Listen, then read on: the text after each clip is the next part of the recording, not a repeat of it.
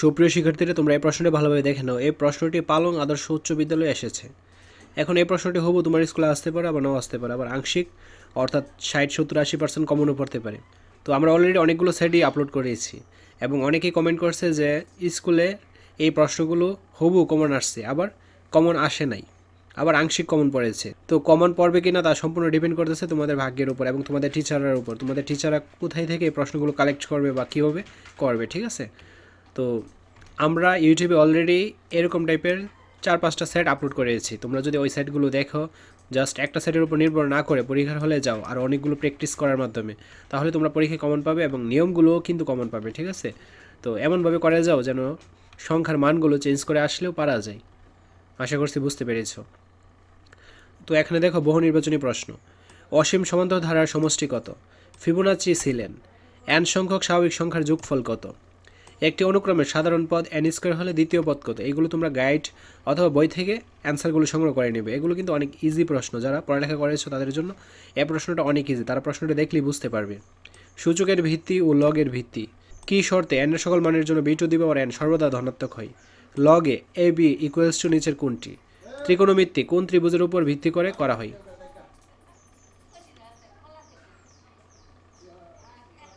ধারা মূলত কয় প্রকার? তো নিচের চিত্রের আলোকে 9 ও 10 নং প্রশ্ন উত্তর দাও। এখানে দেখো একটা চিত্র দেওয়া রয়েছে এবং এসি এর মান কত, তারপর সাইন কোণ এবিসি এর মান কত, 17 সেন্টিমিটার, 8 সেন্টিমিটার ও 15 সেন্টিমিটার বাহু দ্বয় দ্বারা সমকোণী ত্রিভুজ গঠন করলে অতিভুজ কত সেন্টিমিটার হবে? দেয়াল ঘড়ির কাঁটাগুলো নিচের কোণটি অতিক্রম করে? মুশফিকের 10টি ম্যাচের রান। তো মধ্যক কত? গত বছর সর্বনিম্ন তাপমাত্রা ছিল 11 ডিগ্রি সেলসিয়াস এবং তাপমাত্রা পরিসর ছিল 33 ডিগ্রি সেলসিয়াস। গত বছরের সর্বোচ্চ তাপমাত্রা কত ছিল? তোমরা বার্ষিক পরীক্ষার ফাইনাল রিভিশন দিয়ে নাও। এটা থাকবে সম্পূর্ণ free model test. Video link comment এবং ডেসক্রিপশন বক্সে দেওয়া থাকবে। আজ এই ক্লাসগুলো বুক করে এক কথায় উত্তর দাও। 10টি এক করে 10 নম্বর। উন্নতি কোণ কাকে বলে? n তম পদ a to the power n equals to 1 হলে অনুক্রমটি কোন ধরনের? তারপর ধারাটির পঞ্চম পদ কত? লগ বি বি এর সূত্রটি লিখো। A X equals to B X হলে এ ইকুয়ালস টু বি এর ক্ষেত্রে শর্ত কী? সমকোণী ত্রিভুজের ভূমি উচ্চতা কিসের সাপেক্ষে নামকরণ করা হয়? কোন কোণের পরিমাপ নির্দিষ্ট সীমাবদ্ধ নয়? অবনতি কোণ কাকে বলে? কেন্দ্রীয় মান থেকে উপাত্তের অন্যান্য মানগুলো ব্যবধান কী বলা হয়? পরিমিতি ব্যবধানকে কী দ্বারা প্রকাশ করা হয়? তারপর খ বিভাগ সংক্ষিপ্ত রচনামূলক প্রশ্ন 75 নম্বর। তোমরা জাস্ট এগুলো প্র্যাকটিস পারপাসে করে যেও, আর পরীক্ষায় কমন পড়লে তো বেস্ট অফ লাক। কোনো সমান্তর অনুক্রমের পঞ্চম পদ 16 এবং নবম পদ 28 হলে প্রথম পদ ও সাধারণ অন্তর নির্ণয় করো। কোনো ধারার প্রথম n সংখ্যক পদের সমষ্টি n n+1 ধারাটি 10টি পদের সমষ্টি কত? গুণিত ধারার সমষ্টির সূত্রটি লিখো। 10% মুনাফা হারে 1000 টাকার চক্রবৃদ্ধি মূলধন কত বছরে দ্বিগুণ হবে? দেখাও যে 5 মাত্রায় ভূমিকম্পের চেয়ে 8 মাত্রার ভূমিকম্প 1000 গুণ শক্তিশালী।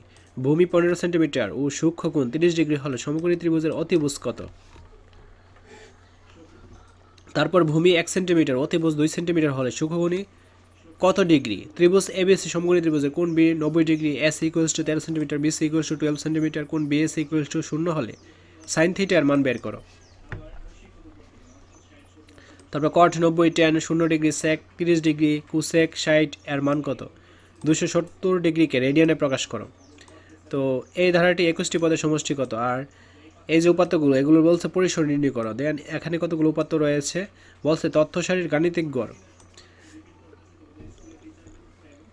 62.86 হলে গড় ব্যবধান নির্ণয় করো। রচনামূলক প্রশ্ন 10টি থেকে 60টি প্রশ্নের উত্তর দিতে হবে। তো নিচের ধারা দুটি লক্ষ্য করো। এখানে 1 -3, তারপর +9 -27, তারপর 2 হচ্ছে 54 +18 +6, তারপর 1 নং ধারাটির প্রথম 7টি পদের সমষ্টি নির্ণয় করো। 2 নং ধারাটির 6টি পদের সমষ্টি নির্ণয় করো। তারপর দেখো কবিরের ব্যবসা থেকে প্রথম মাসে তার আয় হলো 20,000 টাকা এবং চতুর্থ মাসে সাদিয়ার আয় হলো 2,15,000 টাকা। কবিরের আয় একই হারে বাড়তে থাকলে পঞ্চম মাসে আয় কত হবে? কবিরের প্রথম 6 মাসের আয় 1,30,000 টাকা অতিক্রম করবে কিনা তা যাচাই করো। তারপর m ইকুয়ালস টু 4 পাওয়ার হিসেবে 2p+1 এবং l equal to qx+1 qx(x-1), তারপর ভাগ 3qx+1 qx-1 x+1 পাওয়ার হিসেবে।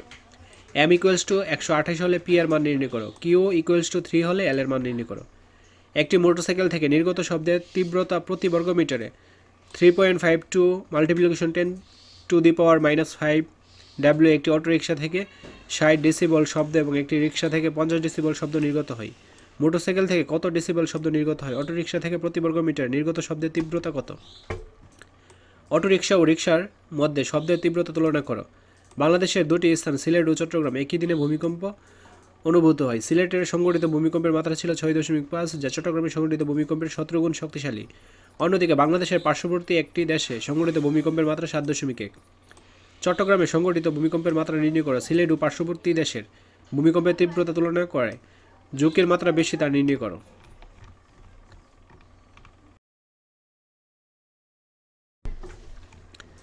তারপর 7 নং দেখো, একটি বাঁশ জ্বরে এমনভাবে ভেঙে গেল যে তার অবিচ্ছিন্ন ভাঙ্গা অংশ দণ্ডায়মান অংশের সাথে 45 ডিগ্রি কোণ উৎপন্ন করে বাঁশের গোড়া থেকে 10 মিটার দূরে মাটি স্পর্শ করে। বাঁশটির সম্পূর্ণ দৈর্ঘ্য কত? যদি ভাঙ্গা অংশ মাটির সাথে 60 ডিগ্রি কোণ উৎপন্ন করে তাহলে বাঁশটি কত উচ্চতায় ভেঙেছিল? একজন শিক্ষার্থী একটি মিনারের সামনে পি স্থানে দাঁড়িয়েছিল। পি স্থান থেকে মিনারের চূড়ার উন্নতি কোণ 30 ডিগ্রি। মিনারের দিকে পি থেকে কিউ স্থানে 50 মিটার এগিয়ে গেলে মিনারের চূড়ার উন্নতি কোণ 45 ডিগ্রি হয়। তথ্যগুলোকে চিত্রের মাধ্যমে প্রকাশ করে মিনারের উচ্চতা নির্ণয় করো। এই প্রশ্নটা কিন্তু ভেরি ভেরি ইম্পর্টেন্ট। তো এটা যেহেতু কোনো একটা স্কুলে আসছে, অবশ্যই তোমার স্কুলেও আসার সম্ভাবনা রয়েছে। তো এগুলো অবশ্যই প্র্যাকটিস পারপাসে ভালোভাবে প্র্যাকটিস করে যেও। নিচের চিত্রগুলো লক্ষ্য করো এবং প্রশ্নগুলোর উত্তর দাও।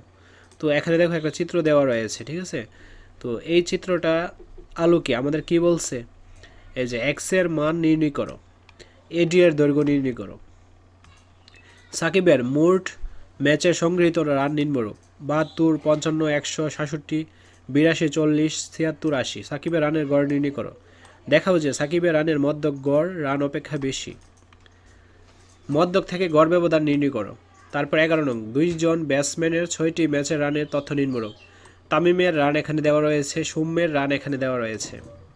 2 জন ব্যাটসম্যানের রানের বিস্তার নির্ণয় করো। ব্যাটসম্যান তামিমের রানের গড় মধ্যক ও প্রচুরক নির্ণয় করো। ব্যাটসম্যান তামিমের রানের গড় মধ্যক ও প্রচুরক হতে গড় ব্যবধান নির্ণয় করো। তো এই হলো সম্পূর্ণ প্রশ্নটা। এইটা কোনো একটা স্কুলে আসছে, আর এই স্কুলের নামটা হলো পালং আদর্শ উচ্চ বিদ্যালয়। তো যেহেতু এটা কোনো একটা স্কুলে আসছে, অবশ্যই এই প্রশ্নটা অনেক ইম্পর্টেন্ট, এবং এই সেটটা থেকে যে প্রশ্নগুলো তৈরি করা হয়েছে সবগুলো প্রশ্নই ইম্পর্টেন্ট কোশ্চেন। তোমার স্কুলেও এরকম ইম্পর্টেন্ট কোশ্চেন এবং ইজি কোশ্চেন দিয়েই প্রশ্নটা তৈরি করা হবে। হাই এভরিওয়ান, এটি আমার পার্সোনাল চ্যানেল, সবাই সাবস্ক্রাইব করে দিও। এখনও ভিডিও আপলোড হয়নি, ভেরি সুন ভিডিও আপলোড করা হবে। চ্যানেলের লিঙ্ক ভিডিও অ্যান্ড কমেন্ট বক্সে দেওয়া থাকবে। তো এখন তোমাদের আরেকটা কথা আবার বলে রাখি, এই প্রশ্নটা তোমাদের স্কুলে আসতে পারে, আবার নাও আসতে পারে, আবার আংশিক আসতে পারে, অর্থাৎ 50, 60, 70, 80 এরকম কমন পড়তে পারে। তো সম্পূর্ণটা ডিপেন্ড করতেছে তোমাদের ভাগ্যের উপর এবং তোমাদের টিচাররা কোথা থেকে প্রশ্নটা সংগ্রহ করবে এবং কীভাবে প্রশ্নটা করবে, ঠিক আছে?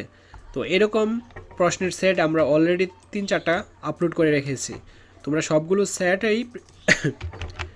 সবগুলো সেটই প্র্যাকটিস করে পরীক্ষার হলে যাবে, তাহলে তোমরা অনেক কিছুই কমন পাবে এবং তোমাদের পরীক্ষা ভালো হবে এবং সর্বোচ্চ মার্কস পাবে। আজকের ক্লাসটি এই পর্যন্ত। পরবর্তী ক্লাসটি সবার আগে পাওয়ার জন্য অবশ্যই চ্যানেলটি সাবস্ক্রাইব করে অল নোটিফিকেশন করে রাখো। ধন্যবাদ সবাই।